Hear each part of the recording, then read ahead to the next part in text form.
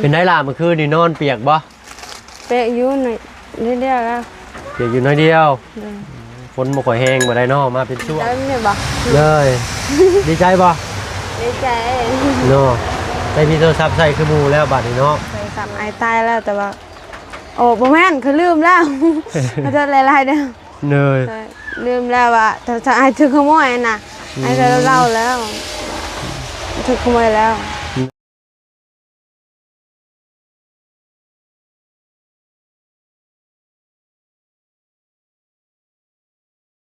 เอาพี่หน่อยเนาะกราบทักทายเด้อพี่น้องเด้อเนาะกราบทักทายสบายดีผู้ใหญ่ใจดีแล้วก็ FC เบิร์ดทุกท่านเนาะแล้วก็หมู่เพื่อนกันเบิร์ดสุขทุกคนที่เข้ามาหับมาชมช่อง YouTube บ่เพิ่งเคยไลฟ์คือเก่าพี่หน่อยเนาะมื้อนี้มาพร้อมฟ้าพร้อมฝนพี่หน่อยเนาะอยู่ทางบ้าน35อีกคือเก่าเนาะช่วงนี้ก็สิเห็นนี่แหละแถวๆนี้พี่หน่อยเนาะบางช่วงหลังก็ไปอัปเดตบ้านน้องป๊อปเนาะพอดีทางสร้างเป็นจุดก็เลยมาตุ่มมาโฮมกันอยู่พี่เนาะพอดีทางน้องเพิ่นกำลังมีข่าวดีเข้ามาเรื่อยๆเนาะเอาเนาะเดี๋ยวไปสอบถามทางน้องเพิ่นเนาะคือว่าน้องเพิ่นสิมีข่าวดีแต่เมื่อวานนี้เนาะเดี๋ยวเอาไปถามน้องเพิ่นเนาะน้องเพิ่นสิตื่นเต้นบ่เนาะได้ยินเสียงป๊อกป๊อกป๊อกป๊อกอยู่เทิงหมู่หน่อยเนาะโตหนองลังโอ้ยเนาะพ่อพระเข่าอีกแล้วพี่หน่อยเนาะบ่พึ่งนี่ก็ได้โอ้อึ๊บโตเป็นหูจู้จู้อยู่นี่เอ้ยโอ้ยหนองลังบ่น่ะโอ้ยใส่ชิ้นงามเนาะเห็นยังล่ะตำหมกพริกเนยเนาะปิดไมค์ให้ปะลุงฟังเสียงน้ำเน่เนาะนั่งใกล้ซ่านลายตกได้ฮะบ่อันนี้หักเลยเนาะจับให้นะโดย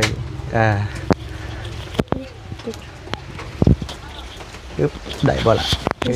เอากราบทักทายสบายดีปะลุงวันนี้สบายดีโดยเนาะโอ้ยอยากย้อนแสงอยากมืดเนี่ยพี่น้อยเนาะ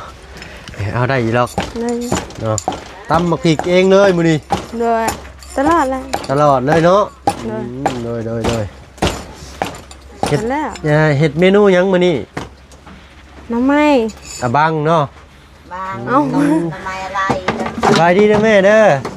เลยเนาะอ๋อต้มหน่อไม้เนาะต้มบังดูสิจะโอเคเตียวเลยอันนี้ได้ซะก็เขียดน้อยไปหานี่นั่งละมือนี่ก็5เท่านี้นะไปส่องเอาตามถนนหนทางนี่เนาะได้ซ้ำนี่บ่หรือว่ากินเช้านี่แล้วบ่ได้แต่ซ้ำนี่แหละได้แต่ซ้ำนี่เลยโอ้พี่น้องได้ซ้ำนี่น้องกินน้องกินแล้วกินหน่อยเดียวกินน้ำลังให้น้องกินก่อนบ่น้องกินก่อนเอานี่แหละเนาะเมื่อวานนี่ก็ทางลุงก็มีหมักพริกเปลืองนัวปลาแดกไม่ทางน้องเพิ่นเอาเมนบ่เนาะบ่แม่นให้เมเฮ็ดบ่แนมเบิ่งเมอยู่ใส่ดอยบ่ล่ะวะว้าเฮาไปบ้านเพิ่นนี่เลยเนาะเป็นได้ล่ะเมื่อคืนนี่นอนเปียกบ่เปียกอยู่หน่อยนิดเดียวแล้วเปียกอยู่น้อยเดียวฝนบ่ค่อยแห้งบ่ได้เนาะมาเป็นช่วงเนาะเปียกคัตตี้ซื่อๆแต่ว่าบ่ฮอดเอาคืนนี้แต่ว่าเปียกเขาใส่ก็เปียกคันนี้เปียกขาเด้อถ้าฝนแห้งๆก็เปียกคันนี้แหละถ้าว่าฝนค่อยก็เปียกขาหัวเข่าฝนแห้งก็ลามขึ้นมาฮอดเอวโอ้พี่น้องเนาะทดเอาก่อนเด้อล่ะเด้อเนาะโอเคเสร็จประเด็นเอาเนาะเป็นธรรมชาติของน้องเพิ่นพี่น้อยเนาะมักยิ้มมักหัวปกติน้องเป็นคนขี้อายเนาะเดี๋ยวนี้และใครเน่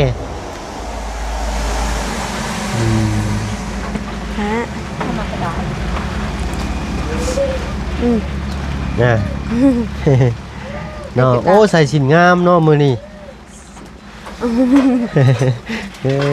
มันต้องง่ายล่ะมันต้องง่าย ใช้ยืนให้ไปลุงเพิ่นเบิ่งอยู่ มันยาวโพด มันยาวโพด เด้อบ่นะฮะบ่ถึงตีน โอ้ชุดขาโพดเนาะ เด้อ งามแล้วเนาะ โอ้เด้องามก็งาม โดยงามก็งามเนาะเนาะชิ้นทั้งลุงหนวดบ่ล่ะเอามาให้ เด้อ เอาเนาะให้น้องเพิ่นแต่งอยู่แต่งกินจักหน่อยเนาะ ซื้อเลือดดาวฮะ ฝนตกฟ้าลงอันนี้ก็หัวฝนหัวหยดน้ำลงอยู่ตอกอยู่หน่อย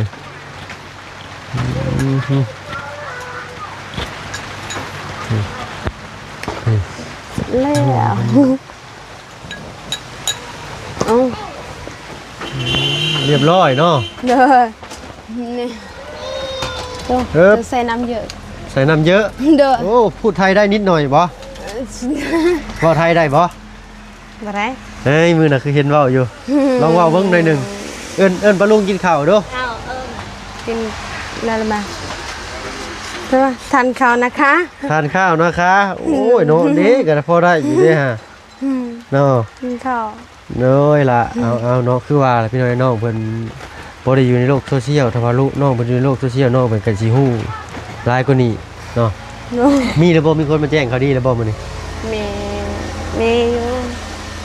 เพิ่นมาแจ้งข่าวดีหยังเนาะเนาะบอกกับป้าลุงได้ฟังนำแน่ คือโทรศัพท์ ซื้อโทรศัพท์ เด้อ ไผฮะ นวด ลุงนวด เด้อ ได้แล้วบ่โทรศัพท์ ได้แล้ว โอ้ได้โทรศัพท์เรียบร้อย เด้อ เอ้ยเอากินข้าวซะก่อนล่ะเอ้ยเนาะ กินน้ำกัน เอาแม่เอาเฮาก็กินมาเมื่อกี้นี่กินกาแฟเข้าไปรถเฮาบ่อยากซ้ำบาดนี่เนาะ เอา รอบที่2เลยได้นี่ถ้าลูกกินข้าวนะมีแต่มื้อแรงกินนี่ก็นอนเลย โอ้ยเนาะมึงนะตัวน่ะสิคลํบ่จักเนาะ กำลัง เนาะ เลือกกินทำไมตัวเอง น้องเพิ่นไปหาหน่อไม้มาไว้กินเนาะเลยกินแล้วก็คายเล็กน้อยกินรถหลายกินรถเนาะเนาะมึงน้องเพิ่นเอิ้นกินข้าวเมื่อวานนี่ก็บ่ได้กินน้ำน้องเพิ่นซ้ำข่อยมักแต่หน่อไม้คือกัน กิน หน่อไม้หยังล่ะเพิ่นเอิ้นน่ะนี่ ทำไมไล่ หน่อไม้ไล่ เลย โอ้โดยเนาะเป็นหน่อไม้ไล่เด้อพี่น้องเด้อทางบ้านเท่านี้ขายได้ราคาดีได้หน่อไม้ไล่นี่ว่าสิเป็นช่วงเป็นยามได้เสียงโทรศัพท์ สิบูซักอ่ะ บ่ฮู้จักสีช้ำ เด้อ เดี๋ยวอายสิบอกเด้อ เด้อ เนาะน้องเพิ่นยังบ่ฮู้จักสี โอ้จักแสบแล้วจักแสบ สีขาวสีดำนี่ฮู้อยู่เนาะ โดยแต่ว่าสีอื่นบูฮู้แล้ว สีอื่นนี่บ่ค่อยฮู้พี่น้อยเนาะน้องเพิ่นอาจสิฮู้แต่ว่าเอิ้นเป็นภาษาลาวบ่คือกันกับภาษาบ้านเพิ่นเนาะกันเอิ้นนี่ก็ต่างกันแซ่บเนาะ จืดจะบอก จืดได้ โอ้ยพอดีแซ่บเลยจืดร้ายกับบ่บันบ่คักแม่มแจ่ว จะบังคับ ครับแซ่บไหมเนาะแซ่บ เข้า เข้าอิ่มเลยไหมเอ้ยขอบใจหลายๆเนาะขาวๆเหลืองๆไปหน่อยเนาะฝนตกแห้งบานเห็นได้บานค่อยครับ จักก็กินหลายๆเลย กินอย่างที่คุณมือบ่ เด้อ โอ้ยฝนน้อยจะเจ้าละน้อยจะหัวแล้วบานนี่นับกินข้าวไปได้แล้ว โอ้ยกินข้าวอยู่กับฝนไล่บานพี่น้องเลย กินน้ำก็อาบน้ำแล้ว แม่บอกกินมาแม่มาแม่ อีแค่ เธอพยายามทันได้กินข้าว ครับฝนตกฝนหัวไปเลยเนาะอันนี้ก็หัวเอากินหล่ะกินเนาะกินหลายๆแต่จะได้มีเหือมีแห้งมื้อนี้ทั้งน้องเป็นเสียสละเวลาในการเลี้ยงงัวเนาะรอถ่าทีมงานเนื่องในฝนตกน้ำอีกหน่อยเนาะฝนกระตกน้ำแน่น้องเพิ่นก็เลยอยู่เฮือนเสียก่อนเนาะเมื่อวานนี่ตากฝนบ่เป็นไข่บ่บ่เป็นไข่บ่ กินข้าว แม่นเมื่อวานนี่ตากฝนบ่เป็นหยังเนาะ เด้อยัง นี่เนาะ เอากินล่ะกินเนาะเอาทางบ่เบิ่งกันสิขออนุญาตให้น้องไปกินข้าวซะก่อนพี่น้อยเนาะยันว่าน้องเพิ่นอายจะได้น้องไปกินไปอิ่มข้าวได้ปะลุงเลย เป็นธรรมชาติพี่น้อยเนาะ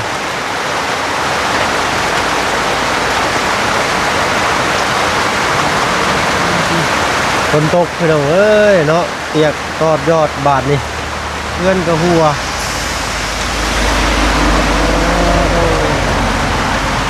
มาพากันหาชนหาเศร้าบนผ้าพ้นบัวพี่น้องเนาะอันนี้ถ้าว่าเพิ่นก็ขึ้นมานั่งอยู่ตรงเงินน้ำน้องเพิ่นเนาะแห้งเด้อบุญคนเด้อ ใจมันของเรา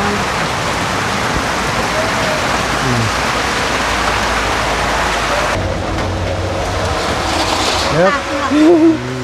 แล้วเรียบร้อยปะลุงเอ้ยเนาะกินข้าวกินน้ำเรียบร้อย โอ้พี่ โอ้ตกใจเบิดเราอ่ะ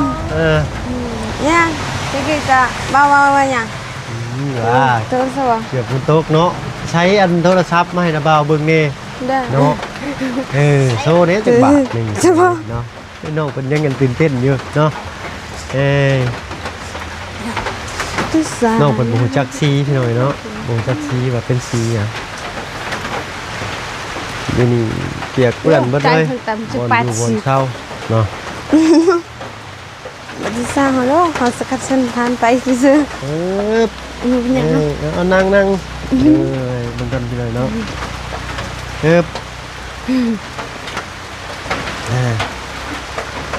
ใส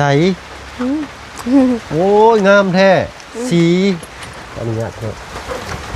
สีอ่ะสีฟ้าเด้อเอามาแมนสีเขียวมิ้นเนาะรุ่นเดียวกับทางของน้องคือของน้องต้นกล้านั่นแหละใส่เป็นอยู่บ่เป็นอยู่เนาะใส่ลองถ่ายรูปได้เบิ่งอยู่โอ้ยลองเบิ่งเนาะถ่ายรูปอ้ายได้แม่นถ่ายรูปเจ้าก็ได้ถ่ายรูปอ้ายก็ได้บ่มักถ่ายรูปถ่ายรูปเด้อเอาลองเบิ่งเนาะมันเป็นบ่ได้แล้วเด้อเนาะอ้ายก็ยินดีนำเนาะยินดีนำเวลาเอ้ายก็ได้เนาะเด้อเนาะโอ้เป็นจังได๋ดีบัดเมื่อก่อนลองเพิ่นถ่ายรูปโทรศัพท์ใหม่ก่อนพี่น้อยเนาะเราจะคืนได้เนาะเอาเบิ่งความเป็นธรรมชาติของน้องเพิ่นเลยเนาะถ่ายรูปแม่ก็ได้เอาลองเบิ่งเอาบ่อยากก็คือเอาน่ะบ่มาเอากล้องเลยแล้วเบิ่งใช่เบิ่งไงเนาะโอ้กล้องเพิ่นก็งามอยู่ดิเนาะ12ละ 12M พุเนาะ 12M กล้องเพิ่นเนาะมีเบอร์มีหยังเรียบร้อยมีเฟซบ่มีแล้วเฟซบุ๊กเจ้าเหมือนกันเด้อครับเผื่อป้าลุงจะทักมาเล่นมาแอนน้ำน้องเพิ่นให้ป้าลุงเบิ่งได้บ่ได้เนาะขออนุญาตได้พี่น้องเด้อเนาะน้องเพิ่นยังบ่ได้ทันใส่รูปครับเนาะมีเน็ตอยู่บ่นี่เนาะยังมีเน็ตซ้ำเลยพอยังเป็นลูกปืนแต่เบอร์มีแล้วเนาะมีแต่ซื้อบัตรเติมเงินมาเติมใส่เติมเป็นอยู่บ่เงินทำอ้ายแล้วโอ้ทำอ้ายเลยเนาะเดี๋ยวดีใจน้องๆเพิ่นเด้อเนาะใส่จับให้ป้าลุงเบิ่งดูเจ้าก็สิเด้อจะไม่บ่เลยดีใจบ่ดีใจเนาะได้มีโทรศัพท์ใส่คือหมู่แล้วบัดนี้เนาะบ่ให้หมู่เลยที่บัดนี้ยังอยู่เนาะยังอายุบอกว่าการเขาบอกแล้วยังอยู่ยังบ่จบบ่แม่นว่าแค่เรื่องโทรศัพท์เนาะเอาอันนักยาเนาะเก็บไว้เนาะมีแต่อ้ายอยากแนะนำเรื่องการใช้โทรศัพท์เนาะเฮาก็มีทั้งข้อดีและข้อเสียได้ใช้โทรศัพท์นี่ถ้าเราใช้หาความรู้เฮาก็รู้เนาะถ้าว่าเฮาใช้ไปในทางที่ผิดเฮาเล่นลายเฮาเบิ่งแนวสิ่งที่มันบ่ดีนะเฮาก็สิซึมซับเอาตัวนั้นแล้วก็ไปปฏิบัติเนาะมันก็ขึ้นอยู่กับคนนำอีกพี่น้อยเนาะมีแต่เปิดเบิ่ง YouTube ฟังเพลงไปแหละเนาะมักฟังเพลงยังเจ้ามีบ่เพลงที่มักหรือว่าบ่เป็นที่แบบว่ารู้สึกได้ รู้สึกแบบว่าอยากให้ตัวเองสบายใจอะนะ เนาะฟังเพลงที่แบบว่าให้กำลังใจว่าซั่นซะเนาะ โดย ฟังเพลงที่ตัวเองสบายใจเราอ่ะเนาะเปิดห้องลำทำเพลงกับว่าไปเบิ่งไปเรียกง่วงกับบ่เงาแล้วบัดนี้เนาะ โดย แต่ก็ระวังยามฟ้ายามฝนนี่แหละเนาะเพราะว่าเฮาอยู่ภูสูงครับย่านมันเป็นไฟฟ้าสถิตบ่เพิ่นเอิ้นเนาะเพราะว่ามันมีแรงดึงดูดสัญญาณโทรศัพท์เฮายันฟ้าผ่าเนาะอันตรายได้เพราะว่าเฮาอยู่ภูสูงครับเนาะเมฆมันไหลต่ำมันก็เกิดกระแสขั้วบวกขั้วลบได้ง่ายเนาะมันก็ยันมันผ่าหยังนั่นแหละก็คือฝนตกจังซี่ถึงฟ้าสิบ่ฮ้องก็อันตรายเด้ เมื่อก่อน เสี่ยง เขาเลี้ยงวัวแบบเขายานให้แล้วฟ้าคุณฟ้า ย่านนี่กั เขา น ลบ เนาะ แต่แบบว่าบ่กล้ามองฟ้านะลบมองแต่แบบนี้ มีแต่ก้มไปเองสิ เด้อ น้ จะ อง บาง เป็น เรื่อง ย่าน เวลาฝนตกว่าจะไปตามหัวก็ได้แต่ไม่เห็นแหลกค่ะไปหลบอยู่แบบอันไหนที่มืดหลบ อยู่แค่ต้นไม้ต้นยังไป เด้อ อันตรายคือกันอยู่ต้นไม้ก็หลาย คือต้นไม้สูงๆนี่ครับไปอยู่ใต้ต้นมันเวลาฝนตกนี่ก็อันตรายคือกันเนาะสรุปแล้วผมมียังปลอดภัยหลายพี่หน่อยเนาะโอ้นั่งไปนั่งมาเปียกได้ข่อยนี่พี่น้องเอ้ย ง่ายบอลชิก่อนโอ้ยเปียกเลยเสือข่อยเนาะนั่งตากฝนเมื่อกี้นี่ เนาะเป็นแถมยังมาให้แน่น้อง บ่มีแต่เงิน300,000 มีเงิน300,000มีหูฟังนำบ่มีสายสากนำเนาะ มีซื้อซากแต่บ่มีหูฟังบ่ฮู้เหมือนกันบ่มีกระยาเลยนะ เลยใช่เบิกหนังฟังเพลงเนาะ เด้อ เอาเงิน300,000ก็เอาไว้ซื้อบัตรเติมเงินมาเติมใส่ประหยัดเอาแล้วน้องเนาะ เด้อ มีอีกมื้อนี้ นี่ เจ้าสิมีข่าวดีมีโชคได้มื้อนี้เด้อเนาะ เด้อ ดีใจบ่ ดีใจ หักบ่แม่นอ้ายเด้อ เอา เนาะ เด้อ เป็นคนอื่นเนาะ เด้อ เดี๋ยวอ้ายบอกใบ้ให้ก็ได้ เด้อ เป็นคนบ่ขาวบ่ดำเนาะบ่สูงบ่ต่ำเนาะแม่นสูงก็บ่สูงต่ำก็บ่ต่ำเนาะรอกับว่าบ่รอขี้ร้ายก็บ่ขี้ร้ายพอดีหั่นน่ะ เด้อ เนาะเอาพี่น้องเอ้ยรุ่นเบิ่งนำกันเนาะวันนี้ทางเพิ่นสิมีข่าวดีหยังเติมอีกเนาะลุงฮู้เขามาไลฟ์พี่น้องวันนี้เนาะวันนี้มาทางบ่เบิ่งมากับลุงจันทร์แล้วก็มีทางน้องนิวแล้วก็ทางน้องเมฆเนาะหรือว่าเบาเมฆเนาะรุ่นราวเขาเดียวกับเบาเบิ่งนี่แหละเนาะเนาะฝนตกฟ้าลงพอดีอ้ายอยากเบิ่งบอลนอนอีกเทื่อนึงปะพาอันทางอ้ายไปเบิ่งแน่ฝนตกสิมันเปียกแนวใดมันหัวมาจากไสบัดนี่ฮะ ไอ้บ่ยันบ่ ยัง นี่น่ะมันฮากได้มันใส่มาตะเกียกก็ยักฮากแล้ว เมียนบ่ เด้อ ใช้ป้ายพาอ้ายไปเบิ่งเนี่ยมันคือสิบ่เป็นหยังดอกตี้เนาะเอาโทรศัพท์ไปเก็บก่อนก็ได้ย่านมันหลุดมือ นี่ให้เอาผ้าก่อนจนไหนไอ้ลงจนไหนเท้าฟ้าอีก เลยเนาะยันอ้ายทับผ้าว่าซะเนาะกระบาผ้าพุ่นแหล้วดีกว่า มันนี่ก็ เอ้ ได้ น้องเป็นกระสากไว้อยู่พุ่นพี่หน่อยเนาะ